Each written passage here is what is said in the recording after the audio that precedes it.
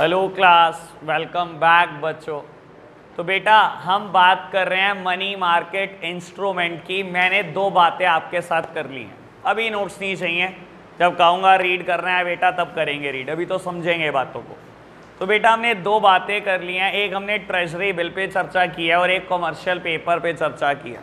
ठीक है, बहुत जल्दी से रिवीजन की बात करूँ तो टी बिल बेटा मैंने ये भी बोल दिया था बेटा मनी मार्केट के 500 इंस्ट्रूमेंट में से कुछ भी आ जाए, पहली लाइन मेरी हमेशा सेम है, it is the part of short term borrowing. फिर टी बिल्स का दूसरा नाम था जीरो कूपन बॉन्ड ZCB। ठीक है ना बाबू। तीसरे पॉइंट में मैंने डिस्कस किया था कि इसका कोई स्पेसिफिक मैच्योरिटी पीरियड कहीं गिवन नहीं है, तो मैं लेस देन 1 ईयर लिखने वाला हूँ। ठीक है जी बेटा, it is issued by RBI on behalf of central government. It is issued at discount and redeemed at par, and the difference between the issue price and the redemption price is the interest. और ये बेटा issue होते हैं 25,000 और multiple there of. ठीक है जी, ये था बेटा टी बिल्स। कॉमर्शियल पेपर की बात करूँ तो बेटा इसका स्पेसिफिक मैच्योरिटी पीरियड मेरे पास गिवन है 15 दिन से लेकर 1 साल। इसका दूसरा नाम होता है इंटर कॉर्पोरेट डिपॉजिट, और नाम रखने की वजह क्या है, इंटर कॉर्पोरेट। इशू भी कंपनी करेगी, खरीदेगी भी कंपनी, जनरल पब्लिक की कोई इन्वॉल्वमेंट नहीं है दूर दूर तक। ठीक है बाबू, शॉर्ट टर्म इंस्ट्रूमेंट होने के साथ साथ ये एक अनसेक्योर्ड इंस्ट्रूमेंट भी है। अनसेक्योर्ड मतलब कंपनी कोई एसेट गिरवी नहीं रखती बेटा जब कमर्शियल पेपर इशू करती है। तो बेटा ये बिग सिर्फ उन्हीं कंपनी के पाते हैं जो कंपनी लार्ज हैं, जिनकी क्रेडिट वर्दीनेस बहुत हाई है। कमर्शियल पेपर के दो इस्तेमाल का डिस्कशन किया था मैंने बेटा, दो ही यूज़ हैं इसके बाबू। या तो सीजनल वर्किंग कैपिटल नीड को फुलफिल करने के लिए हम इस्तेमाल करते हैं, या बेटा to meet the flotation cost of the company. और फ्लोटेशन कॉस्ट के लिए जब भी हम इसका इस्तेमाल करते हैं बेटा, इसको हम बोलते हैं ब्रिज फाइनेंसिंग। इतनी सी बात। आगे बढ़ते हैं बेटा, थर्ड इंस्ट्रूमेंट की तरफ जाते हैं। थर्ड इंस्ट्रूमेंट का नाम है कॉल मनी। अभी आप सिर्फ सामने देख रहे हैं, कोई नोट्स नहीं देख रहा। गुरेजा जी आपसे स्पेशल विनती है, यहाँ पर देखते रहना। पता नहीं आप क्या नीचे झांकते रहते हो, मुझे समझ नहीं आता भाई। कभी हाथ हिलाता रहता है, क्या करता रहता है तू। चलो जी, तबीयत ठीक है, चलो फिर यहाँ आ जाओ। तो बेटा बात कर रहे हैं कॉल मनी की। कॉल मनी का इस्तेमाल किस लिए होता है पहले ये समझते हैं बेटा। बाबू call money inter bank transaction के लिए इस्तेमाल होती है, इंटर बैंक ट्रांजैक्शन। और बेटा जब मैं बोल रहा हूं inter bank transaction, that means bank to bank transaction. देने वाला भी बैंक है बेटा कॉल मनी, और बेटा लेने वाला भी बैंक ही है। ठीक है ना, एक बैंक दूसरे बैंक को बेटा जो लोन देगा उसको हम कॉल मनी बोलने वाले हैं। ठीक है ना, इंटर बैंक ट्रांजैक्शन के लिए इस्तेमाल होता है, सबसे पहला पॉइंट। दूसरा पॉइंट, बैंक को लोन की जरूरत क्यों पड़ने लगी। देखो बेटा बहुत आराम से इसका डिस्कशन करके चलते हैं। मैं पहले हल्का सा हिस्ट्री में लेकर जाऊंगा आपको। बाबू देखो, हर बैंक को ना रिजर्व बैंक ऑफ इंडिया के पास CRR मेंटेन करनी होती है। ये क्या चीज होती है CRR बेटा, प्यार से हम इसे CRR बोल रहे हैं, इसकी फुल फॉर्म होती है cash reserve ratio. That simply means होता क्या, समझाता हूं। कोई बैंक है बेटा, पिछले 15 दिन में उसके पास जितने डिपॉजिट्स आए वो सारे डिपॉजिट का लोन नहीं दे सकता। ठीक है ना, आपको बता देता हूं CRR फोर्टनाइटली बेसिस पे मेंटेन करनी होती है। फोर्टनाइटली मतलब 15 दिन में। पिछले 15 दिन में मेरे बैंक के पास 15 लाख या 10 लाख के डिपॉजिट आए, मैं 10 के 10 लाख का लोन नहीं कर सकता बेटा। RBI ने मान लो CRR की परसेंटेज आज के टाइम में भी 7% है। RBI ने बोला ये 7% आपको मेरे पास जमा कराना पड़ेगा, बाकी आप लोन कर सकते हो। ठीक है ना बाबू, यानी कि 10 लाख रुपए मेरे पास आए हैं बैंक के पास 15 दिन में, 10 लाख का 7% 70,000 रुपए मुझे RBI को देने हैं, बाकी मैं लोन कर सकता हूं। अभी मैं इकोनॉमिक्स में नहीं जा रहा, कोई SLR किसी और चीज की बात नहीं कर रहा, बस समझ के चलो एक ही चीज होती है CRR। ठीक है जी, तो यानी कि मैं 9,30,000 रुपए का लोन कर सकता हूं, मैं 10 के 10 लाख का लोन नहीं कर सकता। मुझे RBI के पास ये पैसा जमा कराना नियम है बेटा, इसे बोलते हैं CRR। और हर बैंक को जमा कराना होता है बेटा, इंडिया में जितने भी बैंक है सब बैंक को।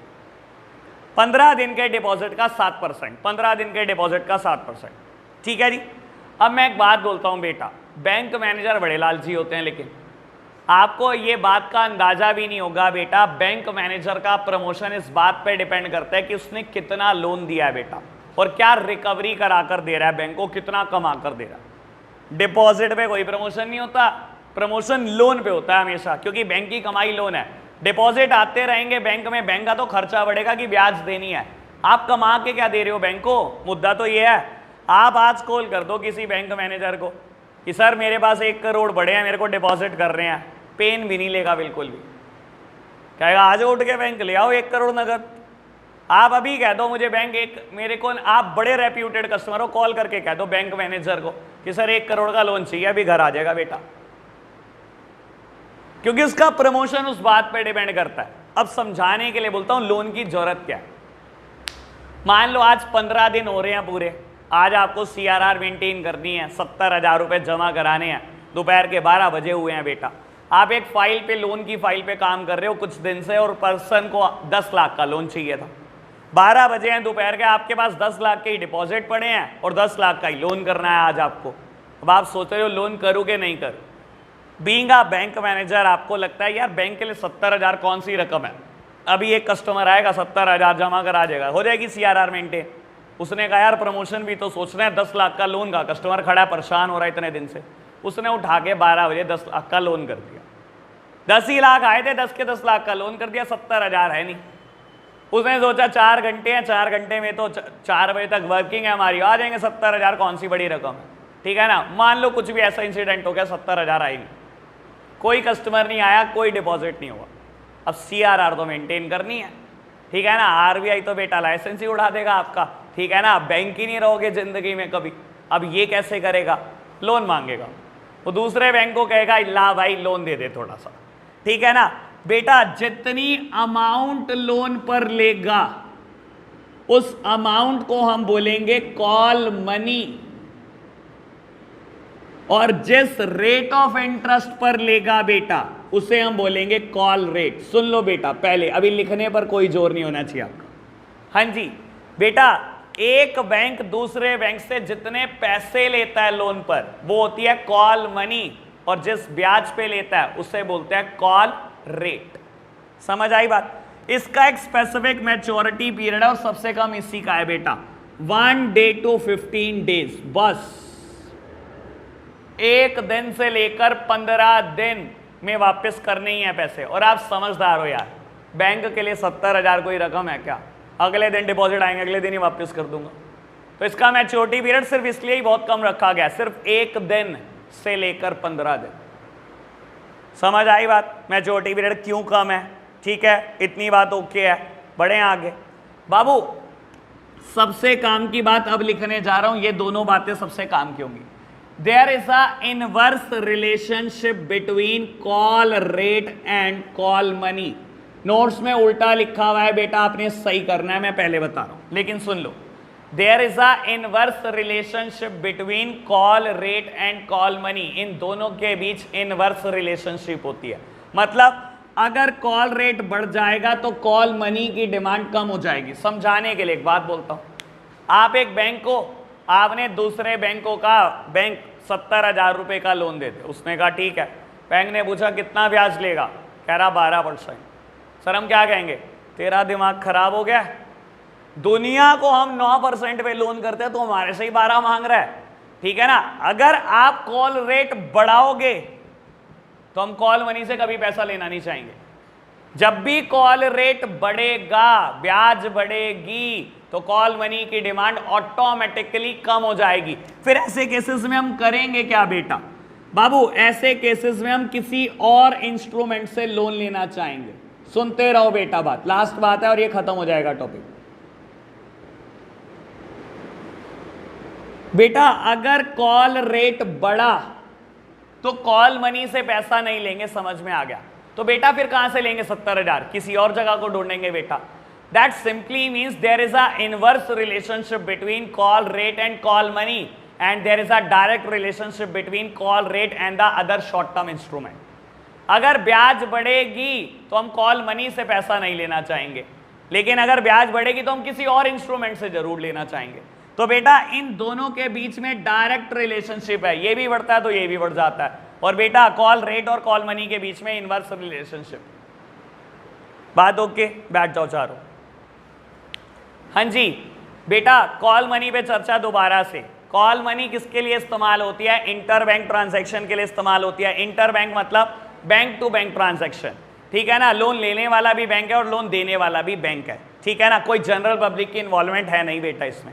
लोन की जरूरत क्यों पड़ती है बेटा? Every bank has to maintain some minimum cash reserve with the RBI known as CRR, ठीक है ना बेटा। और हम लालच के चक्कर में सीआरआर से शॉर्ट रह जाते हैं। हम लोन करते चले जाते हैं बेटा बेतुके से, हमें ध्यान नहीं रहता कि सीआरआर भी मेंटेन करनी थी। और ये बेटा हम ये शॉर्ट कर नहीं सकते फंड, तो हम इसके लिए क्या करते हैं? दूसरे बैंक से लोन मांग लेते हैं बेटा। जितनी अमाउंट लोन पर लेते हैं वो कॉल मनी, जिस रेट ऑफ इंटरेस्ट पे लेते हैं वो call rate. Specific maturity period given है 1 day to the 15 days। Call rate और कॉल मनी के बीच में इनवर्स रिलेशनशिप। बैंक ज्यादा ब्याज मांगेगा तो आप बैंक से लोगे नहीं पैसा, फिर कहीं और से सोचोगे बेटा। इनवर्स रिलेशनशिप है कॉल रेट और कॉल मनी की। डायरेक्ट रिलेशनशिप है बेटा कॉल रेट और अदर शॉर्ट टर्म इंस्ट्रूमेंट की। बात क्लियर? एक बार रीड करते हैं बेटा। बेटा नेक्स्ट इंस्ट्रूमेंट पढ़ने जा रहे हैं। नेक्स्ट इंस्ट्रूमेंट का नोट्स में नाम दिया गया सीओडी। बेटा ये कैश ऑन डिलीवरी नहीं है बेटा। सीओडी मतलब सर्टिफिकेट ऑफ डिपॉजिट। सुनना बेटा, बहुत मजेदार है ये। वैसे बता देता हूं बेटा, आपने ये कभी इशू होते हुए देखा नहीं है, मैंने भी कभी इशू होते हुए देखा नहीं है। इशू किस सिचुएशन में होता है ये भी बात करेंगे बेटा। सर्टिफिकेट ऑफ डिपॉजिट इशू करता कौन है? या तो बैंक करते हैं या फाइनेंशियल इंस्टीट्यूशन करते हैं। वैसे बड़ा थिन लाइन है बेटा बैंक और फाइनेंशियल इंस्टीट्यूशन के बीच में, हम इंटरचेंजेबली यूज करते हैं। फाइनेंशियल इंस्टीट्यूशन वो होते हैं बेटा जो बहुत लॉन्गर टाइम के लिए फाइनेंस कर देते हैं। बैंक की पावर मैक्सिमम 20 साल का लोन देने की होती है, फाइनेंशियल इंस्टीट्यूशन की पावर 30 साल का लोन देने की होती है। ये फर्क होता है बैंक और फाइनेंशियल इंस्टीट्यूशन में, ठीक है ना। कुछ फाइनेंशियल इंस्टीट्यूशन के नाम बोल देता हूं, आप इन्हें बैंक ही बोलते हो। आईसीआईसीआई बैंक ये एक फाइनेंशियल इंस्टीट्यूशन है। आईडीबीआई ये भी एक फाइनेंशियल इंस्टीट्यूशन है, ठीक है ना। बड़ी थिन लाइन होती है बैंक और फाइनेंशियल इंस्टीट्यूशन के बीच में। खैर मैंने थोड़ी सी चर्चा कर दी, इसकी डिटेल चर्चा वैसे 11th में करते हैं बाबू। अब ये तो मैं आपको बता देता हूं कि सर्टिफिकेट ऑफ डिपॉजिट या तो बैंक करता है या फाइनेंशियल इंस्टीट्यूशन करता है। किस सिचुएशन में करता है? When there is a tight liquidity position in the market and the demand for credit is very much high. जब मार्केट में बेटा बड़ी टाइट पोजीशन है, पैसा कोई जमा ही नहीं कराने आ रहा बैंक में, लोन मांगने वाले रोज आ जाते हैं। अल्टीमेट आप सोचो बैंक के एंगल से, आप एक बैंक हो, आपके पास रोज लोन मांगने वाले आ रहे हैं। लोन देता कहां से है बैंक? अपने डिपॉजिट से। डिपॉजिट बैंक में आ नहीं रहा, क्यों? क्योंकि बेटा मार्केट में टाइट लिक्विडिटी पोजीशन है, लिक्विडिटी क्रंच है, हाथ में पैसा नहीं है किसी के, कोई बैंक में पैसा जमा नहीं हो रहा बेटा। और बाबू लोन मांगने वाले रोज आई जा रहे हैं बेटा, तो बैंक क्या करे ऐसी सिचुएशन में बेटा? ठीक है ना। बैंक क्या करता है बेटा? लालच देता है, और उस लालच का नाम है सर्टिफिकेट ऑफ डिपॉजिट। आप बैंक एफडी कराओगे बेटा, आज की तारीख में बैंक आपको ब्याज देता है 5%, 6%, 5.5%, ऐसे ही ब्याज मिल रही है आज की तारीख में बैंक एफडी पे। इससे ज़्यादा ब्याज नहीं है, ठीक है ना बाबू। अब एक बात को समझने की कोशिश करो, बैंक में पैसा नहीं आ रहा, एफडी में 6% ब्याज भी ऑफर करने पर बैंक ने एक और लालच फेंक दिया। मैं आपसे ये पूछता हूँ, क्या इकोनॉमी में पैसा खत्म हो गया क्या? क्यों नहीं आ रहे डिपॉजिट? खत्म कुछ नहीं हुआ, लोगों ने घर दबा लिया। पैसा बहुत है लोगों के पास, ठीक है ना, बस लोग जमा नहीं कराना चाह रहे बैंक में। ये सिचुएशन कोविड में भी हुई थी। मैंने भी सोचा कि एक बार तो अब सर्टिफिकेट ऑफ डिपॉजिट इशू होते हुए देखने को मिलेगा ही मिलेगा, क्योंकि लोग क्या सोच रहे थे कि बीमारी ना हो जाए, घर में रख लो पैसा, रख लो। कोई बैंक में जमा नहीं करा रहा और लोन मांगने वाले बैंकों में रोज पहुंच रहे थे बेटा, क्योंकि लिक्विडिटी क्रंच था, हर तरफ से लिक्विडिटी हट गई थी। मैंने कहा इस बार तो पक्का सर्टिफिकेट ऑफ डिपॉजिट देखने को मिलेगा। बाबू मिला नहीं, वो बताऊंगा क्यों नहीं मिला, लेकिन पहले सीओडी पर वापस आते हैं। तो सीओडी होता क्या? एक लालच होता है बेटा। बैंक ने सर्टिफिकेट ऑफ डिपॉजिट इशू करने शुरू कर दिया और कह दिया ब्याज 10%। एफडी कराओगे तो 5% मिलेगी, सीओडी खरीदोगे तो 10% ब्याज देंगे। अब अगर इतनी सेफ चीज में इतनी ज्यादा ब्याज मिले ना, तो वो लालच ही है, क्योंकि बैंक भागता नहीं है बेटा। आज तक इंडिया से कोई भी बैंक भाग नहीं पाया। कितने बड़े बड़े फ्रॉड हो गए बेटा। पीएनबी, नीरव मोदी, पता है बेटा, यस बैंक, पता है आपको क्या क्या हालात देख कर आए हैं। ये खत्म हो गए क्या? खत्म हो सकते हैं क्या बेटा? Hats off to RBI. India का सेंट्रल बैंक जैसा सेंट्रल बैंक पूरी दुनिया में किसी देश के पास नहीं है। पूरी दुनिया में किसी देश के पास नहीं है। आरबीआई जैसा बैंक नहीं है बेटा। आरबीआई ने आज तक किसी बैंक को भागने नहीं दिया बेटा। आज से 15 साल पहले अमेरिका का सबसे बड़ा बैंक लेमन ब्रदर इंसॉल्वेंट हो गया था। आज से 15 साल पहले। आज सोचो ना, इतने बड़े फ्रॉड होने के बाद भी पीएनबी बैंक को डूबने नहीं दिया उसने। 60-70 हजार करोड़ उड़ गए भाई। 3 लगातार फ्रॉड खुले थे बैक टू बैक। 70,000 करोड़ भाग गया पीएनबी। भागने देगा? कोई नहीं भाग सकता भाई। आरबीआई हमारी इकोनॉमी को जिंदा पता नहीं कितने बढ़िया तरीके से रखता है। कोविड के टाइम पर 10 लाख करोड़ डाल दिए इकोनॉमी में। 10 लाख करोड़ की लिक्विडिटी क्रिएट कर दो, बांट दो लोन। नहीं आ रहे ना आपके पास डिपॉजिट, मुझसे लो पैसे, लोन बांट दो। 10 लाख करोड़ दे दिए। सर सीओडी इशू होने की नौबत ही नहीं आती। सीओडी कब इशू होता है? जब लिक्विडिटी नहीं है मार्केट में और बेटा लोग क्रेडिट की डिमांड कर रहे हैं, ठीक है ना। तो ऐसे केसेस में बैंक एक लालच दे सकता है कि सर्टिफिकेट ऑफ डिपॉजिट खरीद लो मुझसे, 10% ब्याज दे दूंगा। और बेटा दुनिया लालच में खरीदती है सीओडी। और अगर दुनिया खरीद ले तो बैंक उस चीज में कामयाब होगा जो चीज वो सोच रहा था। बैंक के पास डिपॉजिट आ जाएंगे, और डिपॉजिट आ गए, कल को कोई लोन मांगना है उसे कहेंगे 12% पे अब लो, है ही नहीं अब 7% पे लोन। सर आपने 10% पे तो लिया ही है पैसा, और अगर आप 12% पे दोगे दुनिया ले लेगी, 2% आप फिर भी कमा लोगे। तो सीओडी इशू कौन करता है? बैंक या फाइनेंशियल इंस्टीट्यूशन। किस सिचुएशन में इशू करते हैं? When there is a tight liquidity position and the demand for credit is very much high. ठीक है ना। मैंने अपने लाइफ टाइम में नहीं देखा सीओडी इशू होते हुए, शायद आपको भी मौका ना मिले। आरबीआई जिंदाबाद। ये खत्म नहीं होने देता इंडियन इकोनॉमी को, बहुत खतरनाक चीज है। ठीक है ना। इंडिया में जैसे स्टेट बैंक ऑफ इंडिया है बेटा, एसबीआई है, सबसे बड़ा बैंक हमारा कॉमर्शियल एसबीआई है। ऐसे ही अमेरिका का बैंक था लेमन ब्रदर्स। बेटा लेमन ब्रदर इंसॉल्वेंट हो गया था। अमेरिका का सबसे बड़ा बैंक दिवालिया हो गया, कंगाल हो गया। और हमारे यहां पर कुछ होने नहीं देता बेटा आरबीआई। तो सोच सकते हो बेटा। वैसे फर्क भी बता दूं आपको, अमेरिका में बैंक का ऑडिट करते हैं एमबीएस और इंडिया में ऑडिट करते हैं सीएस। ये दूसरा फर्क है बेटा। ठीक है ना। आपको बता देता हूं, लोग बहुत हद तक क्या होता है, जब एमबीए कर लेते हैं ना फाइनेंस में, तो अपने आप को चार्टर्ड अकाउंटेंट से कंपेयर करने लगते हैं। एमबीए फाइनेंस कहता है मैं तो चार्टर्ड अकाउंटेंट से भी ऊपर हूं। ठीक है ना। बाबू देखो, मैं आपको इन दोनों का फर्क बता देता हूं। बेटा सीएस ना पैकेज बहुत अच्छे होते हैं, ठीक है ना, मतलब सॉरी प्रोडक्ट बहुत अच्छे होते हैं, लेकिन पैकेज बहुत खराब है उनका। ठीक है ना। पैकेजिंग बहुत खराब हुई है। नॉलेज बहुत रखते हैं, लेकिन ना बेटा नॉलेज एक्सप्रेस नहीं करनी आती काफी को। या बेटा कह लो, मैंने बोला ना पैकेज खराब है, आउटर से खराब है, क्योंकि 4-4 साल पढ़ाई करी है, 18-18 घंटे बेड पे बैठ के पढ़ाई करी है। ठीक है ना। चश्मे लग जाएंगे बहुत मोटे मोटे, बाल सफेद हो जाएंगे, तौंद बाहर आ जाएगी बेटा। ये होता है सीए। ठीक है ना। एमबीए फाइनेंस क्या होता है? उसे रोज कहते हैं चल खड़ा हो स्टेज पे प्रेजेंटेशन दे। अब उसने 2 साल तक प्रेजेंटेशन ही दी है, नॉलेज देला नहीं है। प्रोडक्ट बहुत खराब है एमबीए, लेकिन पैकेजिंग बहुत अच्छी हुई हुई है। तो दुनिया को लगता है एमबीए फाइनेंस तो बहुत अच्छी चीज है। अब ऑडिट कराता था अमेरिका एमबीए फाइनेंस से, सबसे बड़ा बैंक दिवालिया करा दिया उसने। रिपोर्टिंग ही ठीक नहीं करी बेटा, और इंडिया में आज तक कोई बैंक भाग नहीं पाया। बस यही फर्क होता है एमबीए फाइनेंस और सीए में। चलो सीओडी पढ़ना बेटा। बेटा 5th इंस्ट्रूमेंट का नाम है कॉमर्शियल बिल्स। बाबू ये बता देता हूं, वैसे तो मुझे ये पढ़ाना भी नहीं चाहिए, ये आपकी 11th क्लास की परफेक्ट नॉलेज है।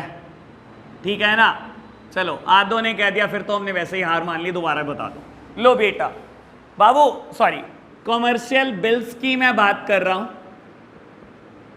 क्या चीज होती है कॉमर्शियल बिल्स समझना बेटा। ये ना बिल ऑफ एक्सचेंज में हमने कभी ना कभी पढ़ा होगा क्लास 11 में। चलो याद भी नहीं है तो मैं थोड़ी सी चर्चा करता हूं। ए ने क्या करा, बी को ना गुड्स बेच दिए उधार पर। ठीक है। ए ने गुड्स बेचे, बी ने उधार पर गुड्स खरीद लिए। ए ने कहा बी भाई मेरे को ना तेरे ऊपर डाउट है, तू मेरे पैसे रोक लेगा, तू मेरे पैसे नहीं देगा, तो एक काम करते हैं हम ना एक लीगल प्रूफ जनरेट कर लेते हैं। बी ने कहा मुझे कोई दिक्कत नहीं, मैं ईमानदार आदमी हूं, तेरे पैसे मुझे देने हैं, ठीक है तू कर ले जो तुझे करना है। बेटा ए ने ना इसके ऊपर एक बिल लिखा और बी ने इस बिल को एक्सेप्ट कर दिया, मतलब साइन कर दिए बेटा कोर्ट में जाके कि हाँ मैंने तेरे पैसे देने। समझ आई बात? बाबू आपको बता देता हूं जिनको थोड़ा अकाउंट्स का याद है ये बात, बी अपनी बुक्स में बिल्स पेएबल बुक करता है एक लायबिलिटी, और ये बिल्स रिसीवेबल एक एसेट बुक कर लेता है उस दिन जिस दिन ये साइन हो जाता है। याद होगा थोड़ा बहुत। बेटा अब इस बात को समझो, जैसे ही बी ने सिग्नेचर कर दिए, इस बिल का नाम होता है ट्रेड बिल। इस बिल का नाम हो जाता है ट्रेड बिल। ट्रेड बिल मतलब इस बिल का व्यापार किया जा सकता है।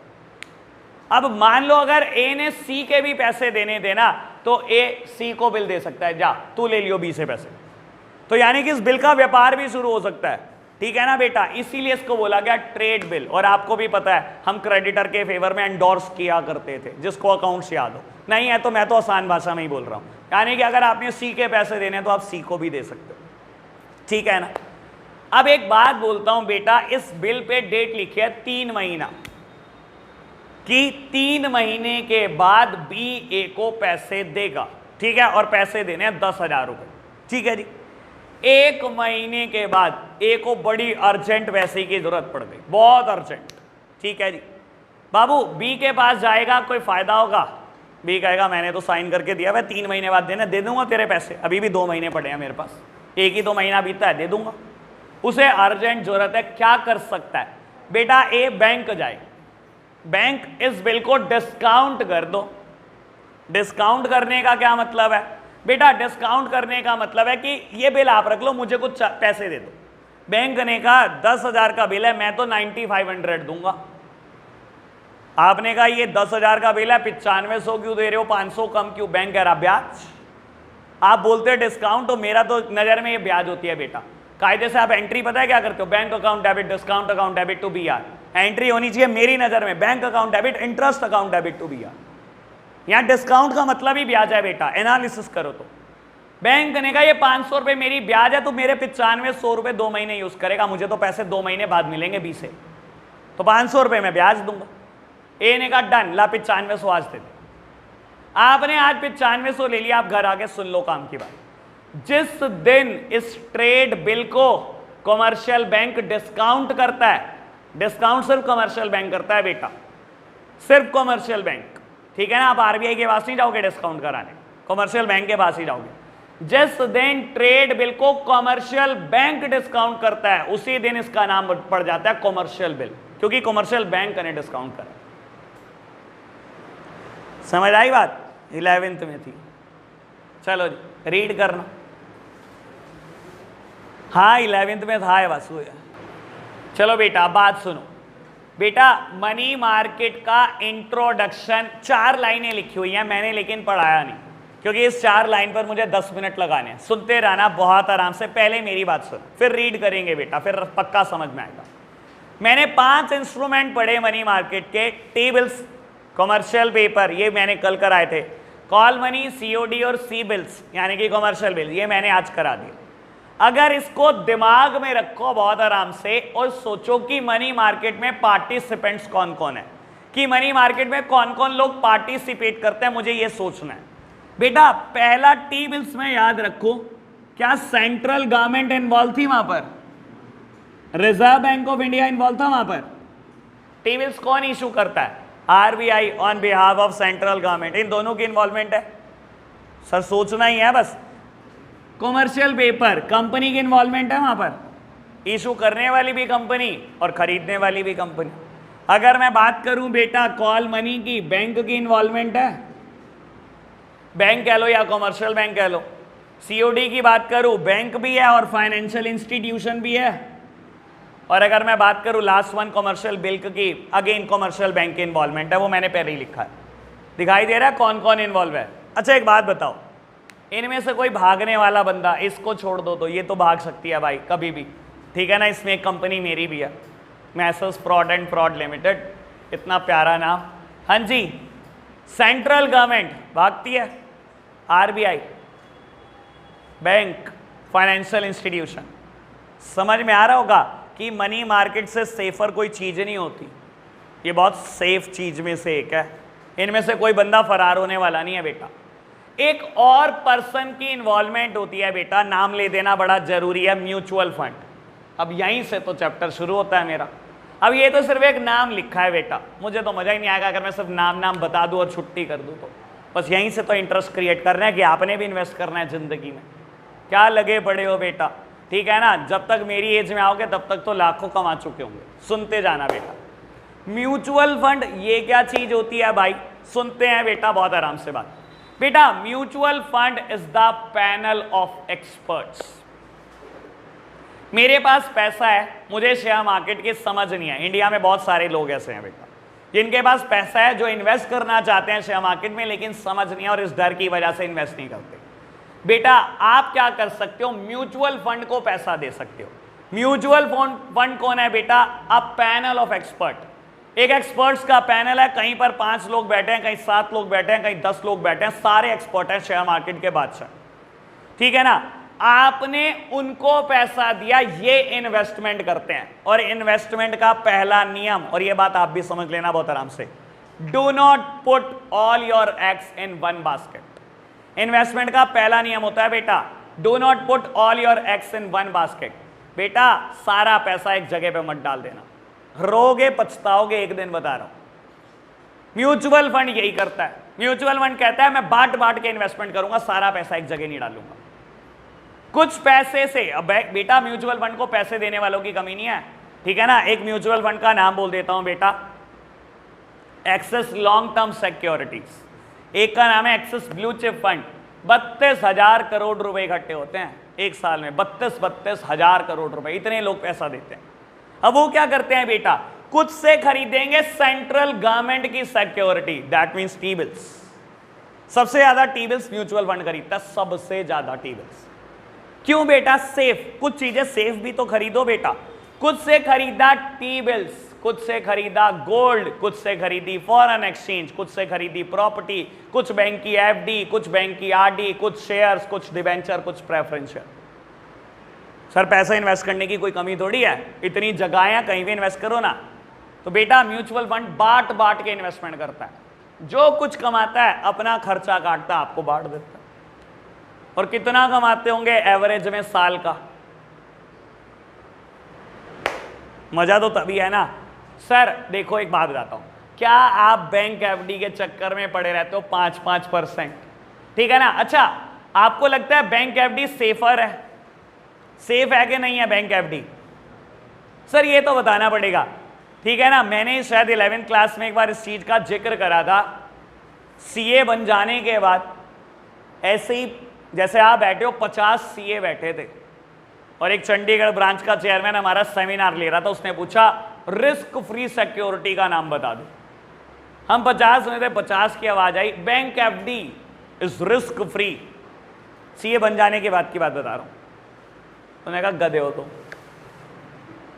सर आपको भी ऐसा ही लगता होगा, आप पूछ कर देख लेना किसी से भी, बैंक एफडी आपको लगता होगा सेफर है, पर मेरे एंगल से सोचना काहे की सेफ्टी भाई। सुन लो, आज 100 रुपए आपके पास हैं और मैं बोलता हूं इस स्टूल की कीमत 100 रुपए।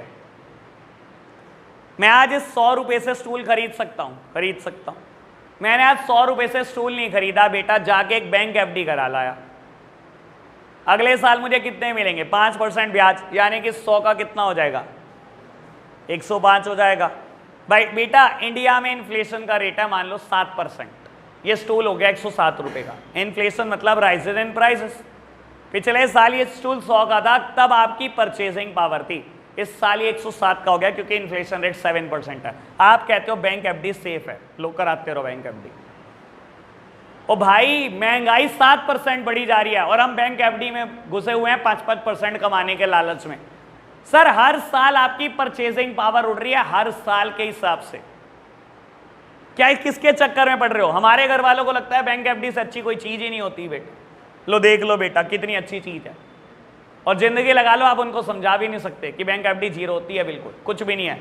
यहाँ इन्वेस्ट करो, यहाँ म्यूचुअल फंड में साल का 12% तो रिटर्न दे ही देंगे। मैं कम से कम 12-15 म्यूचुअल फंड के आज नाम दूंगा आपको, गूगल बाबा कर लेना, पूछ लेना पिछले 5 साल की रिटर्न कितनी आई, या ग्रो ऐप पे चले जाओ, ग्रो ऐप डाउनलोड कर लो बेटा। मैं म्यूचुअल फंड के नाम देता हूं आपको 15, सबकी ना पिछले 5 साल की एवरेज रिटर्न देखना, शर्त लगा के बोल रहा हूं 12% क्रॉस होगी। सर हमेशा वही चीज सेफर होती है जो इन्फ्लेशन से ज्यादा कमा कर देती है आपको, हमेशा सिर्फ वही चीज सेफर होती है। समझ आई आपको बात? म्यूचुअल फंड क्या है ये समझ में आया? क्यों म्यूचुअल फंड इन्वॉल्व है बेटा मनी मार्केट में? क्योंकि सेंट्रल गवर्नमेंट की सिक्योरिटी खरीदने वाले हैं, ठीक है ना। मैंने आपको एक एग्जांपल भी दिया था बैच में, शायद मैं जिक्र कर चुका हूं ऑनलाइन बैच में, फिर भी बोल देता हूं बेटा। अगर आप म्यूचुअल फंड को 2,000 रुपए 5,000 रुपए महीना दो, 5,000 रुपए महीना दो फॉर 25 ईयर्स, 25 साल तक दो। 5,000 रुपए महीना मतलब साल का 60,000, 25 साल का 15 लाख,